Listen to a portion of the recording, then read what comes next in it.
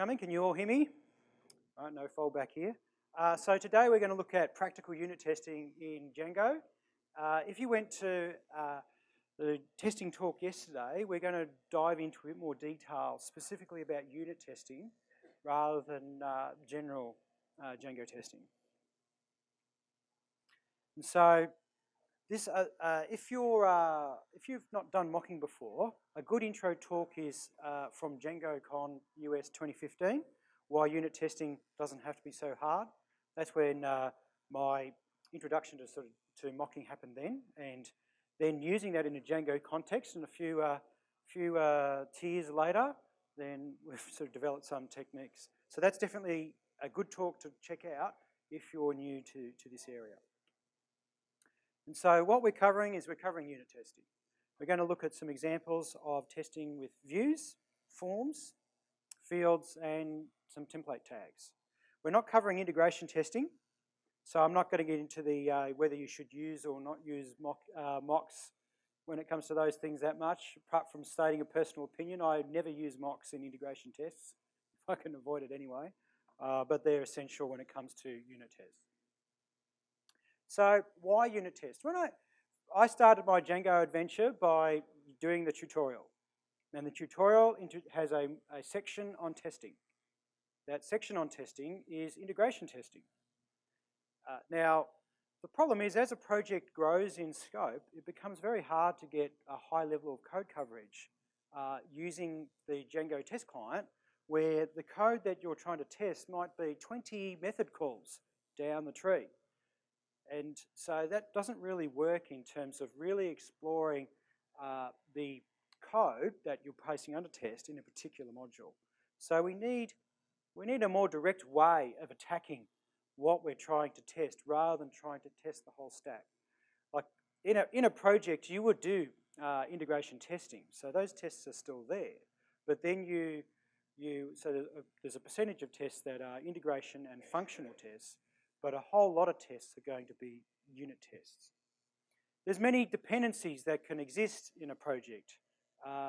Methods can often be more than just take what the parameters that come in and a result that comes out. There's side effects, there's classes, there's attributes of classes.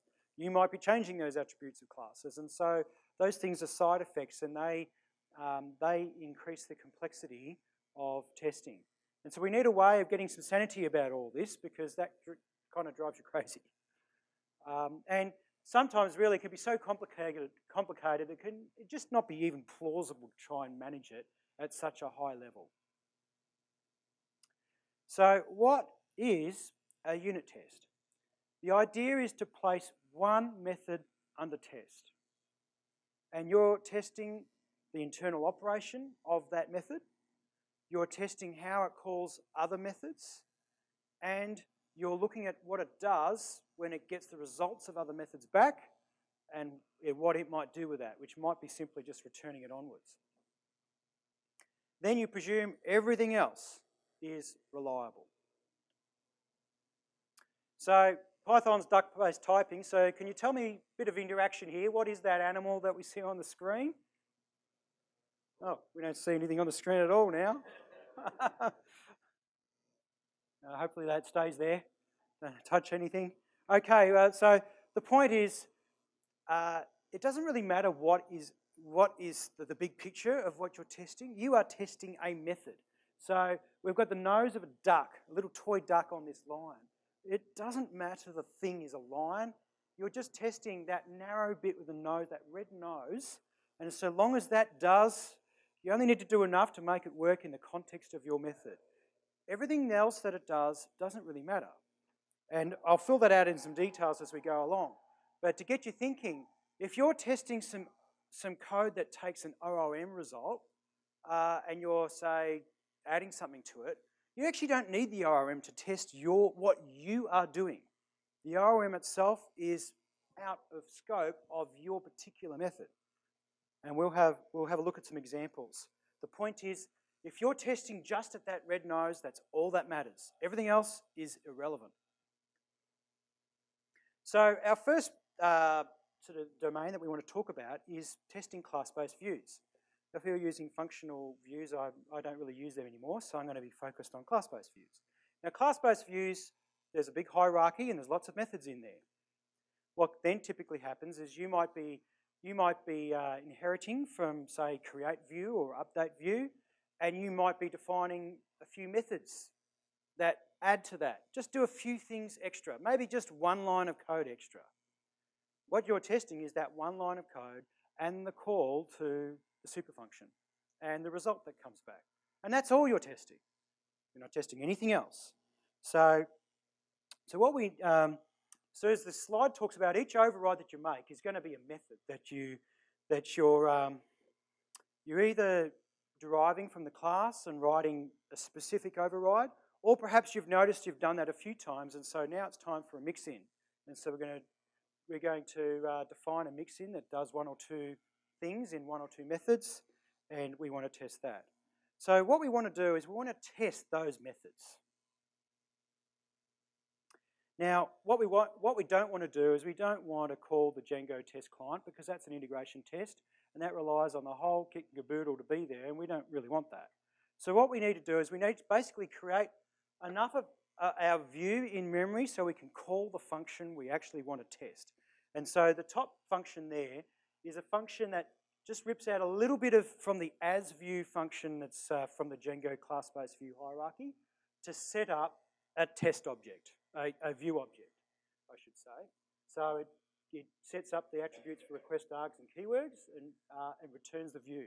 If you look at asView in the Django source code, you'll notice that exists in there. It does a few other things, but they're not really needed for our unit test. And then to actually test this thing, in the setup function in the test class, we see that we go to the request factory. So that was the existence of the request factory was talked about yesterday. In this case, we're testing a get method, but that could be other HTTP methods.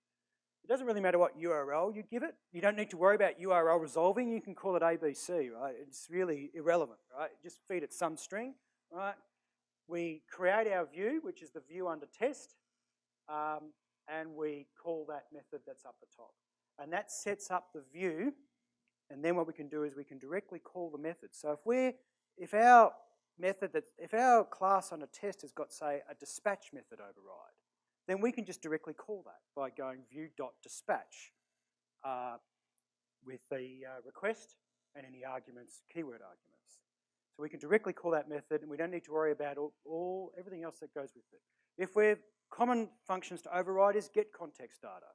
You just call it directly with a dictionary as your keyword args, and then you look at what it does inside. So moving on to forms. So we want to test, the idea is to test every action of a method to get some kind of assurance that this code is going to do what it does. So here's a function we want to test. So it's the clean method of a form, and what it does is it's testing two dates, and if the end date is after the start date, we just want to make it the same. Like we want to make the start date the same as the end date. So if the start date's later. So does it do that or not? And if there's an exception, then we want it to basically do nothing. So here are two tests that do that. So if we have a look at what they do, the first thing is they patch the clean method that's inherited. Right? The super call is going to call the form clean method. We actually don't want to call the form clean method because we're not interested in testing what that does. So we need to patch that. And so the auto spec means it'll test whether we're calling it in the way that it would be expected, and then we give it a result value. We're just going to give it a result of ABC. Right? We can call it whatever we want. So then the method, the first line is it creates the form. Form equals self-test form. Then it sets up some clean data. Now, when you're doing an integration test, that's already done somewhere else. But we're just going to be calling clean. So clean data doesn't exist. So we need to make that. That's a dependency. So we need to set that up. And we'll put some clean data in there. In the first one, there is no end date. So that would throw an exception. We're testing for only a start date. Then it says result equals form clean. It calls the clean method directly. Then it looks at what comes out. The first assertion is, did it call the super method? Did that clean method of the form get called? And was it called once, which is what we expect? The previous method has got one call to super. What happens if we made a coding error and we called it twice? Well, then the assertion will fail. Then the next line is, it asserts that clean data has only got a start date in it. There's no end date that appeared because our code's not supposed to do that. Now, if I wanted to pass it, if I wanted to throw the exception and not capture it, I could use an assertion called assert raises and put the exception in there, and then the test will pass if an exception is thrown that's not captured. So I can, whether I need to throw the exception or not, I can test specifically for that. And then the final thing is, this last assertion is the result ABC. If we go back and have a look at the code, it takes a result, if the result from super is put into a variable called result, and then down the bottom, return result. If I leave that bottom line out, forget to return the result, then that final assertion will fail. So I am testing, it's my method that takes the result of the super call and will pass that out to the caller. I want to test that. That's something that my method's doing. So anything that my method's doing, I want to test that. And that's what that final assertion, assert result ABC, needs to test. If I change the return value back on the patch at the top line to DEF, then my assertion will fail unless I test for DEF. So that's the concept of detailed unit testing. So going on, it's just talking about this at a more conceptual level. So methods do things. And we want to try and capture each thing that it does. So some of it is direct in-method actions, such as assignments or doing some sort of mathematics or whatever. And the other thing that they typically do is call stuff. And most often, but not always, that's a call to super. But sometimes it's a call to other things. Whatever it calls, you want to test that it's calling it as you expect it will call it, given the inputs that you're feeding to this function. If you only sometimes call super based on certain inputs, then you'll want test case that test for the domain of inputs that should call super, and then for the ones that shouldn't call super, you'll be looking that its call count is 0. Now, as soon as you introduce an if statement, you've got a code branch, and so that's likely to mean more than one test case, so you can test each branch.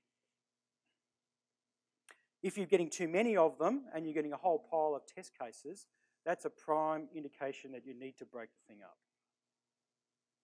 Just a few notes on, in the Python mock library has this thing called call args and call args lists.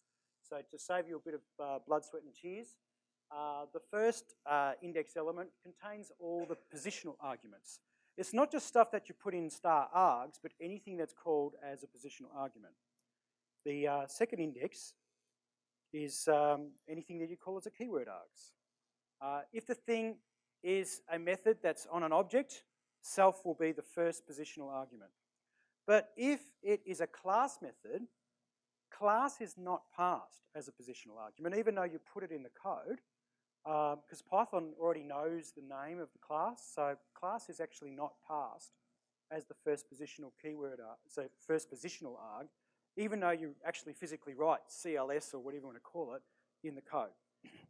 And if it's a static method where you're expecting nothing to be passed at that stage. Call args list is used when you're calling the function more than once. It allows you to make assertions on the parameters for each call. So next thing is mixins. So we discussed mixins a little bit before. And so if you write a mixin, and you'll be wanting to test its method. So in this case, we've got a validation object which is designed, it's a mixin, so it's designed to work with other stuff. And it has an init method that does some stuff.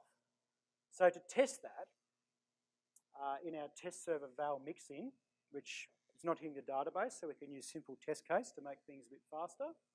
So we create a dummy field that inherits from the test class, that's the class that's under test, plus char field. that field doesn't need to do it, that class doesn't need to do anything else, so that's why we've got pass there.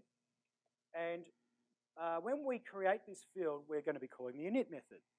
But we don't want to call the init method of char field, because I don't care what goes on inside that. I'm not testing Django, right? I'm testing my code. So I don't want to, I need to patch that thing. And so wherever wherever serval mixins defined, that's the thing I put next to patch object, module where imported to, not where it's defined, where it's imported to. The init method, autospec equals true. Init doesn't return anything, so I don't only return value. So then, in the test, I create the test field. You could see I'm using keyword args, the double star. I'm passing in whatever, doesn't matter what, I'm just passing in some dictionary, but this init method is supposed to pass that on. This test case is testing where I provide no settings to the actual mixin. But the mixin is used in the context of where it's mixed in with something else. You never use it alone. And so one of the assertions, which is the bottom one, tests to see whether the init method of the base class was called with that 11 and 12 dictionary. That's what that bottom line is doing. So I'm actually I'm testing the supercall in the init method. And if it doesn't pass it on, then my assertion will fail. So just a few comments about mocks. By default, when you create a mock, everything's defined. So if you're testing that it's not there, you need to delete it, which is under, so in this, this test case here, we see on line 3 and 4, there's del mock1.save and del 2 mock.save. This is testing something that is a mixin that could be used with a model form, but it could be used in an ordinary form. And model forms have got a save method, and ordinary forms don't. Well, what happens if I want to test it with something that has it and something that doesn't? And is it going to work, or is it going to throw an exception? And so this, test method tests for that. It's setting up a view that's got some forms. It creates a dictionary of forms, form 1 and form 2, and it then passes that to the form valid method of the thing that's under test. Another note is up the top you see there's 3 patches. It's patching the get success URL because that's what if you call form valid calls the get success URL. But I don't want it to do that. I don't want it to go through the class-based view hierarchy. I just want it to do what I need this thing to do. I don't want it to redirect. I don't. It's calling the. It's saving several forms. It's doing it at a transaction. Is that transaction actually invoked? And the assertion that tests for that is the 4th up from the bottom. One little quick tip when it comes to these patches: when there's more than one of them, the order you need, it's like a mirror image. The closest one in is the first, the TA patch. Then the next one up is the HAR patch. You need to do them in a mirror order, not the top patch is the first positional argument after self. You do them like in a mirror image is the best way that I've found to think about that. So we're getting low on time, so just a quick look at template unit testing. So here's a dictionary object that the base test just does what Django does, but it also does indirect lookups. So I test it to see whether it can do those things or not. So all I need to do is to set up a template with a minimal string that just loads the test tags and then actually invokes the tag. Set up a context, run it, which is what that render function does, dumps the result in rendered, and then I can assert that that rendered, the tag is doing what it's supposed to be doing. All right, so in summary, a unit test is focused on a specific method, and that's it. Whatever that method's doing directly or what it's calling. When I say what it's calling, only how it calls it and what comes back, not what's going on inside. That's effectively a black box. View classes, you set up the instance with sort of a dummy function, and you'll probably find versions of that around on the net, or I'll look to try and put these slides up. They've got the Twitter handle there, so I've got to get them hosted somewhere. So you're testing on arguments to test the cohesion, and you use dummy classes, subclasses to test mixin. Mocks, they have attributes which we didn't get too much time to go into, and you need to delete attributes and methods where you need to test for their absence. So we've got any questions?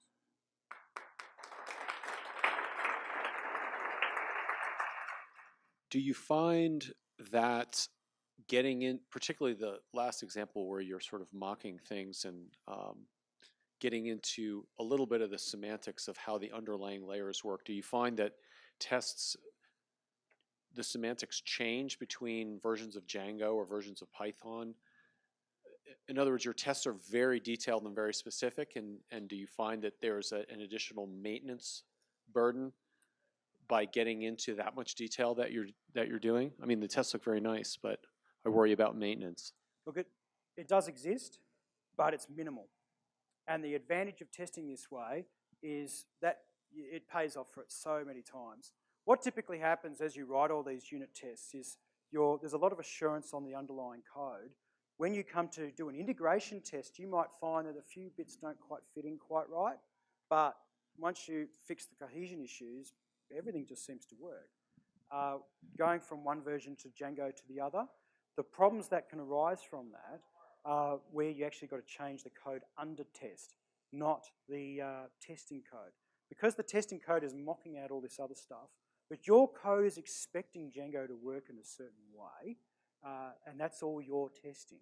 So the problems are really, when they do arise, are with your tested code, not your testing code. And you want your tests to fail in that situation.